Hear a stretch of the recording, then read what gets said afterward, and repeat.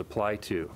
But if you have an exempt well, a domestic water well that serves your dwelling, these bills do not apply to you. And I regret very much if folks have traveled a long way to tell me about their concerns about their domestic water well.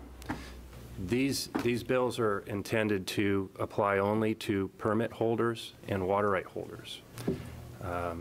And so, again, if you have a domestic water well, these bills do not apply to you.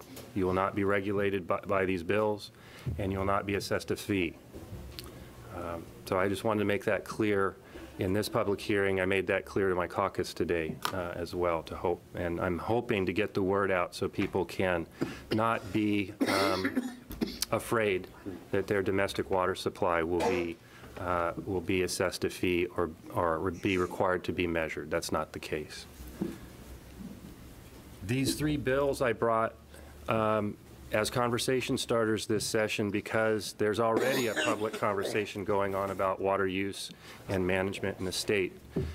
Many of you may have seen the Oregonian expose this summer, which raised the issue of how the state, including the state agencies, the governor's office, and us, the legislature, are accounting for this public resource. And that expose does not paint a very pretty picture. And that is the case for a lot of reasons. Very close to the same time that those articles came out, we had a Secretary of State's audit finished up on the Department of Water Resources.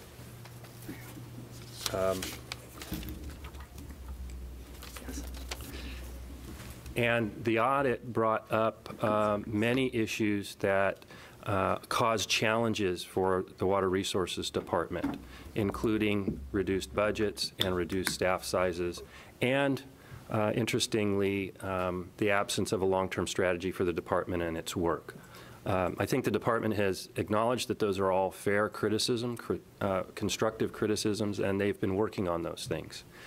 Nevertheless, there are inherent challenges for how we manage water and how we obtain the revenue necessary to support the Water Resources Department staff, such as the water masters and their assistants, in doing the job that I think all folks that are concerned with water want to be done correctly. And so that's what these bills try to get at. The bills aren't new. They've been in the building before. The fee bill was here, I believe, last as a Senate bill in 2013. The measurement bill in one form or another has been around since I was an intern in this building in 1987. That's how hard these issues are. And when issues are hard to get at, interested people have to come together and talk them through. And that's what I'm intending to do. And to that, I've already brought together a broad stakeholder group that has met twice, once last week and once just yesterday, of folks that are concerned with water from various points of view. And I wanted to let you know who's in that work group.